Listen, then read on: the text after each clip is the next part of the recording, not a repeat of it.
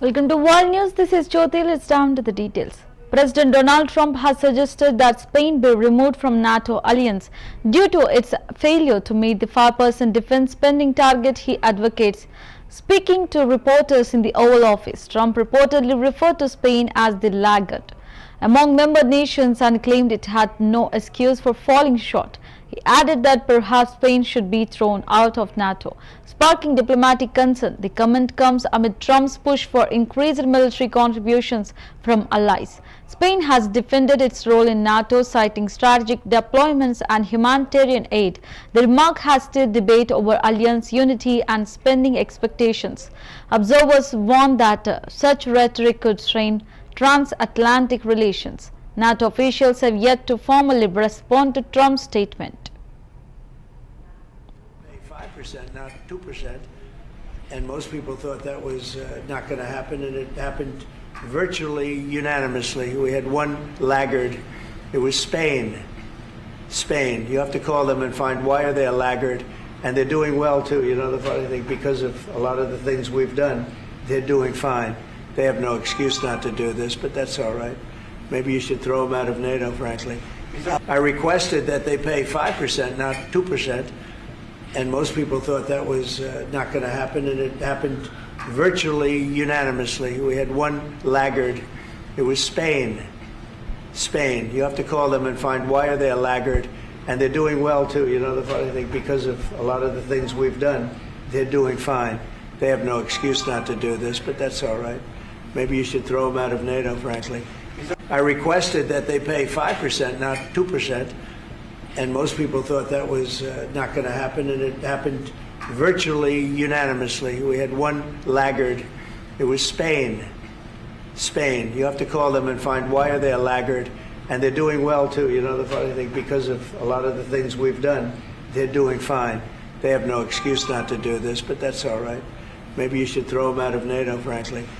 I requested that they pay 5%, not 2%, and most people thought that was not going to happen, and it happened virtually unanimously. We had one laggard. It was Spain. Spain. You have to call them and find why are they a laggard.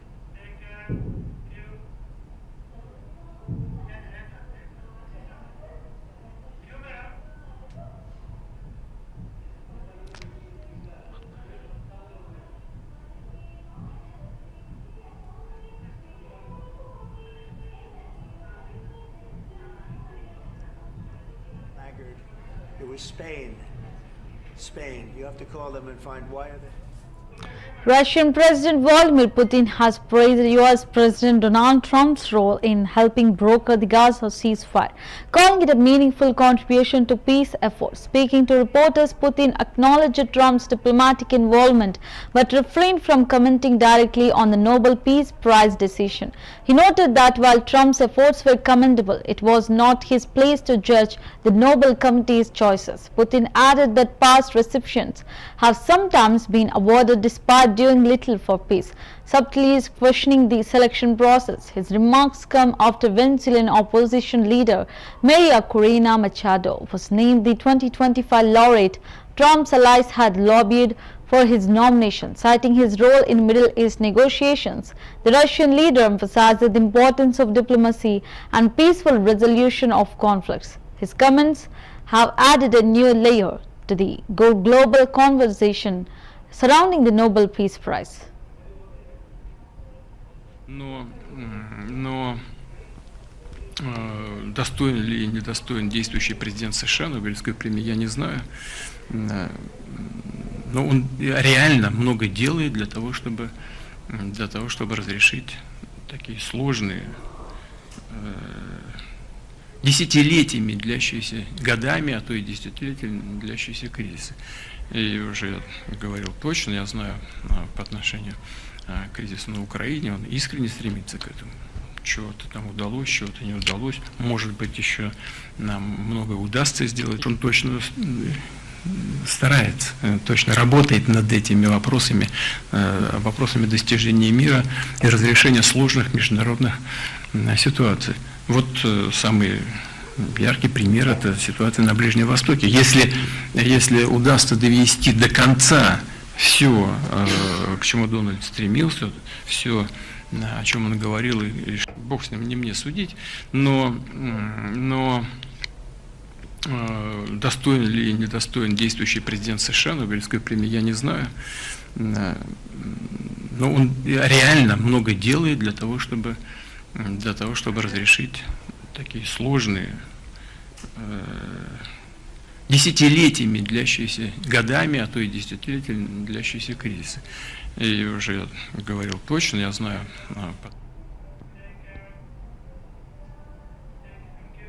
Israel Prime Minister Benjamin Netanyahu has confirmed that 20 hostages remain alive in Gaza, while 28 others taken during the conflict have been killed. Speaking ahead of the scheduled handover under the new ceasefire agreement, Netanyahu described the situation as the hardest challenge of all, emphasizing the urgency of bringing every hostage home.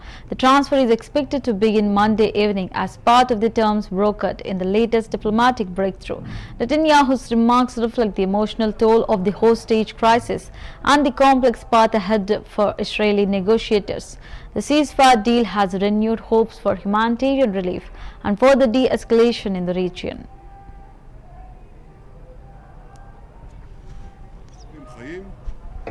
שמונה חטופים חללים. אזרחי ישראל, לפני שנתיים, חג שמחת תורה הפך ליום של יגון לאומי. שמחת תורה הזה יהפוך בעזרת השם ליום של שמחה לאומית. שמחה על שובם של אזרחי ישראל. אנחנו מציינים היום את אחד ההישגים העצומים שלנו במלחמת התקומה. השבת כל חטופינו, החיים והחללים כאחד. זהו יעד מרכזי, יעד שדבקנו בו לאורך כל הדרך. לאורך כל השנתיים שחלפו מתחילת המלחמה, הבטחתי למשפחות החטופים, והבטחתי גם לכם, אזרחי ישראל, שנחזיר את כולם בלי יוצא מן הכלל. הבטחנו ואנחנו מקיימים. אני מזכיר לכם שהיו מי שאמרו בתחילת המלחמה, טוב, צריך להתרגל לרעיון שלא נוכל להחזיר, לא נוכל להחזיר אפילו חטוף אחד חי. אני חשבתי אחרת ופעלתי אחרת. האמנתי שאם נפיל על החמאס לחץ צבאי כבד, בשילוב של לחץ מדיני כבד, נוכל להחזיר את כל חטופינו. וכך בדיוק עשינו. אבל אני גם אומר לכם, בלשון המעטה, זה לא היה קל. הייתי צריך לעמוד מול לחצים כבירים, גם מן הבית וגם מן החוץ. לחצים לא להיכנס לרפיח, לחצים לא לתפוס את ציר פילדלפי, לחצים לא לפעול בזירות אחרות, לחצים לעצור את המלחמה ולסגת מן הרצועה כשהחמאס, חיזבאללה, משטר אסד ואיראן הביתה את כל יתר החטופים, 20 חטופים חיים ו28 חטופים חללים. אזרחי ישראל, לפני שנתיים חג שמחת תורה הפך ליום של יגון לאומי. שמחת תורה הזה יהפוך בעזרת השם ליום של שמחה לאומית, שמחה על שובם של אזרחי ישראל.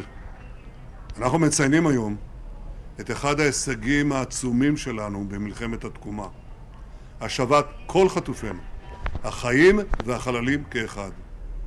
זהו יעד מרכזי, יעד שדבקנו בו לאורך כל הדרך.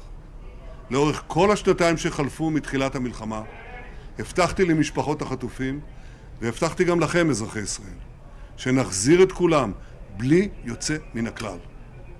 הבטחנו ואנחנו מקיימים. אני מסכים. President Donald Trump said that Venezuelan opposition leader Maria Corina Machado, winner of the 2025 Nobel Peace Prize, personally called him to say he deserved the award. Speaking to reporters, Trump claimed Machado told him she was accepting the prize in his honor.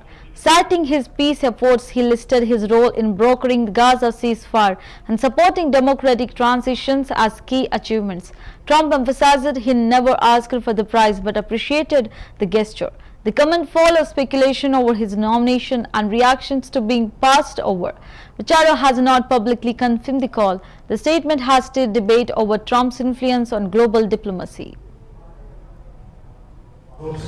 Look, including a very big one, and I'm not sure, when you say big, it's certainly, I think, to the mind of most, the most important deal ever made in terms of peace. But the one we just signed, it's been signed, sealed, and it's going to start taking place now. It's already started. Monday's going to be a very big day when the hostages come back. But I made 8 deals, transactions of wars. The person who actually got the Nobel Prize called me and said, I'm accepting this in honor of you because you really deserved it. A very nice thing to do. I didn't say then give it to me though. I think she might have. She was very nice, and I've been helping her along the way. They need a lot of help in Venezuela. It's a basic disaster. So, and you could also say it was given out for 24, and I was running for office in 24. All of the transactions that we did in terms of closing. But the Nobel Peace Prize, your thoughts? Including a very big one, and I'm not sure, when you say big, it's certainly, I think, to the mind of most, the most important deal ever made in terms of peace. But the one we just signed, it's been signed, sealed, and it's going to start taking place now. It's already started. Monday's going to be a very big day when the hostages come back. But I made 8 deals, transactions of wars. The person who actually got the Nobel Prize called me and said, I'm accepting this in honor of you because you really deserved it. A very nice thing to do.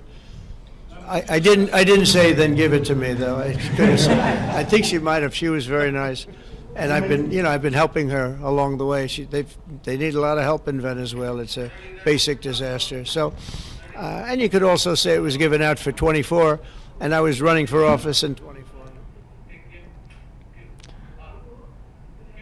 First Lady Melania Trump has announced that 8 Ukrainian children displaced by the Russia-Ukraine war have been reunited with their families following diplomatic engagement with Russian President Vladimir Putin. Speaking at the White House, she revealed that the reunification occurred within the past 24 hours, marking a significant humanitarian development. The breakthrough followed a letter she sent to Putin in August, which was hand-delivered by President Donald Trump. During a summit in Alaska, Melania Trump said the letter opened a direct channel of communication with the Russian leader, who responded positively and agreed to cooperate on the issue. She emphasized that a child's soul knows no border, no flags, and expressed hope that this effort would serve humanity beyond political divides. The children, some of whom had been relocated to Russia due to frontline fighting, were among thousands affected by the conflict. The First Lady paid tribute to the courage of families and humanitarian workers involved and reiterated her commitment to advocating for displaced children worldwide. A child's soul knows no borders, no flags. We must foster a future for our children which is rich with potential, security, and complete with free will. A world where dreams will be realized rather than faded by war. Much has unfolded since President Putin received my letter last August. He responded in writing, signaling a willingness to engage with me directly and outlining details regarding the Ukrainian children residing in Russia. And since then, President Putin and I have had an open channel of communication regarding the welfare of these children. For the past 3 months, both sides have participated in several back-channel meetings and calls, all in good faith. We have agreed to cooperate with each other for the benefit of all people involved in this war. My representative has been working directly with President Putin's team to ensure the safe reunification of children with their families between Russia and Ukraine. In fact, 8 children have been rejoined with their families during the past 20 years. A child's soul knows no borders, no flags. The Norwegian Nobel Committee has awarded the 2025 Nobel Peace Prize to Venezuelan opposition leader Maria Corina Machado, recognizing her as a symbol of extraordinary civilian courage. In an interview following the announcement, committee chair Jorgen Vatnid Friednes reportedly explained that Machado's unwavering commitment to democratic principles in the face of authoritarian pressure made her a standout choice. He is said to have expressed hope that the prize would send a clear message to Venezuela's President Nicolas Maduro and other authoritarian leaders, underscoring the global importance of peaceful resistance and democratic values. Friednes also indicated that the committee wished the award to inspire individuals and movements around the world who continue to fight for democracy, often at great personal risk. Frydnes, chair of the Norwegian Nobel Committee. You decided to award the Nobel Peace Prize for 2025 to Maria Corina Machado, the opposition leader from Venezuela. Why? Because she is an extraordinary example of civilian courage. She is the leader of the opposition, and in 2024, the opposition came together, stood up to the dictatorship in the country, and won the election. Even though the regime is still clinging to power, they are a force of peace and democracy. You say dictatorship. Venezuela is run by the autocratic president Nicolas Maduro and his socialist regime. What signal are you sending to President Maduro with this prize? Our message is listen to the people, accept the election results from last year, and start a peaceful transition from dictatorship to democracy. But it's called the Nobel Peace Prize. It's the most prestigious peace prize in the world. This is a prize for a democratic activist, opposition leader. How does this prize fit into the will of Alfred Nobel? This year's prize fits all the three criteria set in the will of Alfred Nobel. But first and foremost, because democracy is a precondition for lasting peace. And we know that democracies are in decline all over the world. UN Secretary General Antonio Guterres welcomed the Gaza ceasefire and hostage release agreement as a desperately needed breakthrough, praising the diplomatic efforts of the United States, Qatar, Egypt and Turkey. Addressing reporters in New York, he urged all parties to honor the deal and seize the opportunity for lasting peace. Guterres emphasized the urgent need for dignified hostage release, a permanent ceasefire and full humanitarian access. He affirmed the UN's readiness to scale up aid delivery, calling for the removal of bureaucratic barriers and proper funding of relief operations. Mourning the human toll, he paid tribute to UN personnel working under extreme risk. The Secretary General stressed that this moment must mark the beginning of peace, urging a credible path toward a two-state solution and regional stability. He concluded by reaffirming diplomacy, not warfare, is the key to resolving conflicts, reminding the world that implementation is now critical. Good morning. The Secretary General will deliver some remarks. We will not take questions today. I welcome the announcement last night of an agreement to secure a ceasefire and hostage release in Gaza, based on the proposal put forward by President Donald J. Trump. And I commend the diplomatic efforts of the United States, Qatar, Egypt and Turkey in brokering the desperately needed breakthrough. We have all waited far too long for this moment. Now we must make it truly count. I urge all parties to fully abide by the terms of the agreement and to fully embrace the opportunities it presents. All hostages must be released in a dignified manner. A permanent ceasefire must be secured. The bloodshed must stop once and for all. And the United Nations will provide its full support. We and our partners are prepared to move now. We have the expertise, the distribution networks, the community relationships in place to act. Supplies are in place and our teams are on standby. We can scale up food, water, medical and shelter assistance at once. But to turn this ceasefire into real progress, we need more than the silencing of the guns. We need full, safe and sustained access for humanitarian workers, the removal of red tape and impediments, and the rebuilding of shattered infrastructure. And we need Member States to ensure that humanitarian operations are properly funded to meet the immense needs. We must never forget the unbearable human cost of this conflict. I mourn all of the lives lost, including United.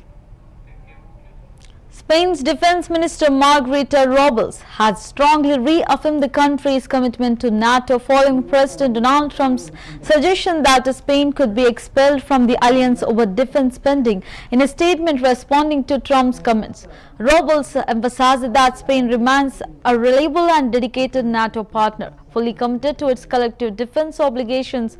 Her remarks come amid a heightened debate over military contributions and strategic alignment within the alliance. Robles underscores Spain's active role in NATO missions and its support for shared security goals. The minister's response aims to reassure allies and reinforce Spain's position within the transatlantic partnership. Ninguna preocupación, nosotros somos un aliado fiable, Estados Unidos lo sabe, nuestras relaciones bilaterales en todos los ámbitos y particularmente en el ámbito de las Fuerzas Armadas son muy especiales. En este momento, por ejemplo, va a tener presencia España en el 250 aniversario de la Marina Americana. Tenemos unas magníficas relaciones y vamos a seguir siendo lo que somos, un socio comprometido con los hombres y mujeres de nuestras Fuerzas Armadas en la Alianza Atlántica. Nosotros estamos firmemente comprometidos precisamente en la Alianza Atlántica, en la ayuda a Ucrania, y eso es algo que espero que el presidente Trump valore, porque el esfuerzo y el compromiso de nuestros militares, de los militares españoles. Following the announcement of a ceasefire by the Israeli military, thousands of Gazans have begun moving north within the territory. The shift marks a significant moment in the ongoing conflict as civilians respond to the promise of reduced hostilities and potential humanitarian relief. The moment comes amid hopes that the ceasefire will allow for the safe return of displaced families and the delivery of critical aid.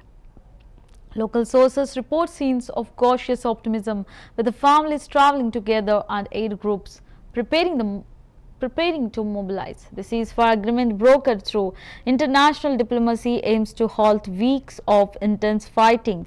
Humanitarian organizations are now working to access needs and coordinate support. The situation remains fluid, but the northward movement signals a tentative step towards stability.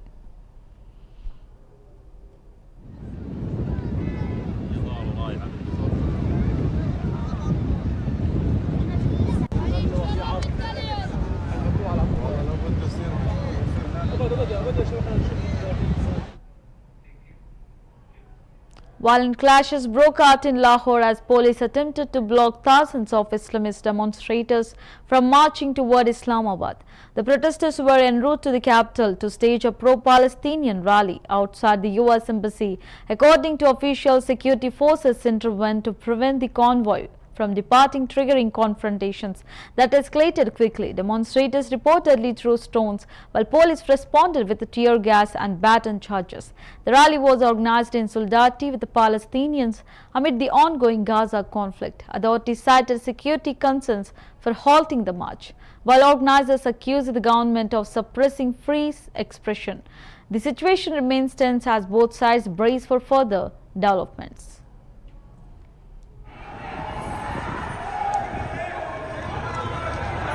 अपने घरों को नहीं जा पा रहे और इतनी शदीद सेलिंग हो रही है पुराने पुल के ऊपर से कि लोगों के हालात हो रहे हैं। इससे ज़्यादा और क्या फसाद फैला सकती है हुकूमत, लेकिन अपने लोग हैं, इनके साथ इनको ये चाहिए कि बातचीत से मसले हल कर लें। ये कोई तरीकाकार नहीं है कि आप आम को भी तंग करें और दूसरों को भी। इधर बच्चे हैं छोटे।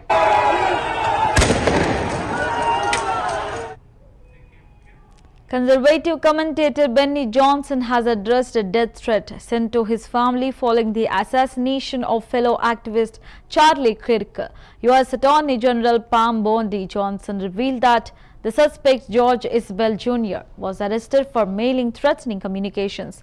The letter reportedly contained graphic threats and referenced Kirk's murder, intensifying fears of political violence. Johnson condemned the act and emphasized the emotional toll on his loved ones. Bondi called the suspect a coward and vowed accountability. Johnson urged leaders to reject violence and reaffirm civil discourse. He thanked law enforcement and pledged to continue speaking out. The arrest has reignited concerns over safety for public figures. I witnessed my friend of 10 years, someone who I considered a brother, a loving husband, a devoted father, a generational leader, get assassinated on a live stream by a left-wing radical. Approximately 1 year ago, I witnessed the President of the United States get shot in the head by a left-wing radical, who also took the life of a Trump supporter in front of his daughters and wife. 2 months ago, Christian children kneeling and praying in a church were slaughtered by a left-wing extremist. And 2 weeks ago, federal law enforcement was shot at multiple sniper rounds in a federal facility by a left-wing extremist. If it's happening every single week, is it that extreme? Or has the Democrat Party mainstreamed violence as a political tool? The individual who wrote me described why he wanted me dead. I was a white, cis, Christian Trump supporter. They described in great... U.S. Attorney General Pam Bondi has confirmed the arrest of a man accused of sending a threatening letter to conservative podcaster Benny Johnson. The suspect, identified as George Isabel Jr., allegedly mailed a violent message targeting Johnson and his family, referencing the recent assassination of Charlie Kirk. Bondi described the letter as horrific and vowed that federal authorities would pursue justice without hesitation. Johnson, speaking alongside Bondi, said the threat deeply affected his family and underscored the rising danger faced by public figures. The arrested has reignited concerns over politically motivated violence and the need for stronger protections. Bondi emphasized that threats against free speech will not be tolerated. Days after Charlie's assassination, Benny received a letter at his home where he and Kate are raising their beautiful, beautiful young family. The author of this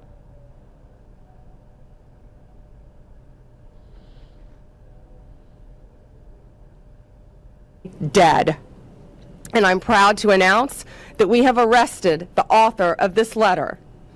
George Isbell Jr. was taken into custody this morning, and we are charging him federally with mailing threatening communications.